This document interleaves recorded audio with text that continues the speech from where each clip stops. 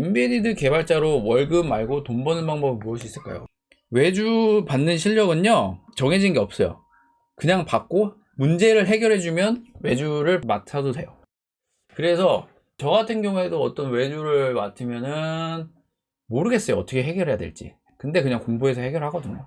이 정도 수준이면은 초중수 정도. 그래서 저는 인베디드 실력은 초보는 좀 아닌 것 같고 중수 정도인 것 같아요, 제가 보기엔. 고수까지는 안 되고 이 정도 되면은 외주 받을 수 있는 것 같아요.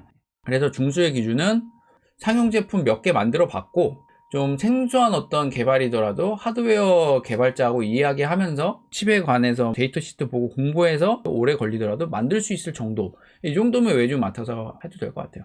그리고 인베디드 개발보다 웹 쪽이 확실히 외주가 많습니다. 그래서 웹도 그냥 취미삼아 배워두세요. 왜냐면 인베디드도 UI가 웹으로 가는 경우가 굉장히 많아요. 그래서 웹은 제가 보기엔 할 줄 알아야 될 것 같아요, 인베디드 개발자더라도.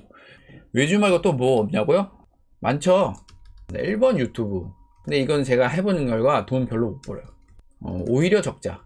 그리고 굉장히 시간이 많이 듦. 장점이 있어요. 엄청난 장점. 인지도. 내가 가진 실력보다 굉장히 높은 실력을 가진 사람이라고 생각함. 이게 장점이고, 신뢰감.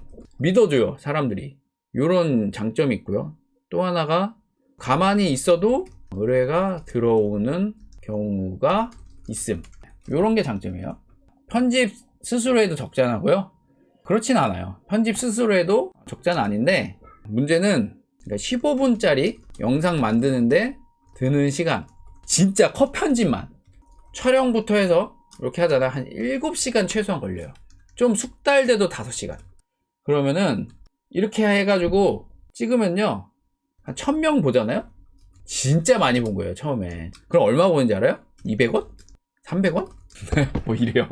특히 개발자는 인기가 없습니다.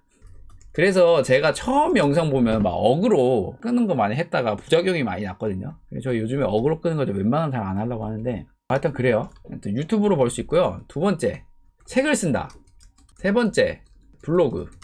네 번째, 강의를 한다. 뭐 인프론 이런 데서.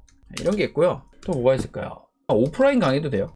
하여튼 그렇습니다. 자, 그럼 여기서 유튜브는 뭐 굉장한 사람이 할 것 같냐? 아니에요. 귀찮음을 이겨내고 나는 해야겠다라는 사람이 할 수 있고요. 그 다음에 책을 쓰는 거, 굉장한 사람이 쓰는 거 아니야? 아니에요. 난 쓰겠다고 마음을 먹고 조금씩 공부하면서 써도 돼요. 그리고 막 입문서 같은 거 쓰잖아요. 그런 책 같은 경우에는 엄밀히 얘기하면 수준이 높지는 않아요. 근데 누구나 많이 접할 수 있는 그런 주제로 책을 썼죠. 시간을 많이 들여서 꼼꼼하게 쓴 거죠. 그러니까 그건 뭐야? 시간을 들이는 거죠. 그럼 책을 쓸 수 있어요. 저도 한 권도 안 써봤지만, 근데 저는 꼭 한 권 쓸 겁니다. 언젠가 쓸 거고. 그리고 블로그, 그리고 이제 강의를 한다, 이런 게 있는데, 여러분들 되게 중요한 게 불로소득이 아니라 그 시스템에 의한 수익이 있잖아요. 그거 진짜 중요한 것 같아요. 제가 이번에 쇼핑몰 구축했잖아요. 쇼핑몰. 아내를 직원으로 했어요. 월급 이제 150만 원. 최저임금도 안 주고 있는데, 아니에요, 최저임금 준 거예요. 훨씬 좋지. 왜냐면 하루에 2시간도 일을 안 하니까. 근데 이제 월급 150만 원을 주지는 못하지만 매달 차곡차곡 쌓고 있습니다. 이거는 결국에 제가 줄 수밖에 없어요. 왜냐면 법인이어서 지금 법인의 통장에 돈이 없어요. 그래서 이제 제 월급도 안 가져가고 뭐 월세 내고 막, 아니면 제가 개인 사업자로 번 돈으로만 이제 돌아가고 있는데, 아직은 그렇지만 이제 곧 상황이 바뀔 거라고 생각을 하고 있어요. 뭐 이런 날도 있는 거죠. 아무튼 이렇게 굴리고 있는데 돈이 벌려요. 쇼핑몰을 구축해놨더니 얼마씩 벌리냐?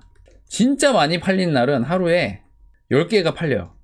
그러면은 제가 노동을 안 했는데 뭐 이런저런 거 해서 월세 빼고 아내 월급 주면 돈이 안 남아요.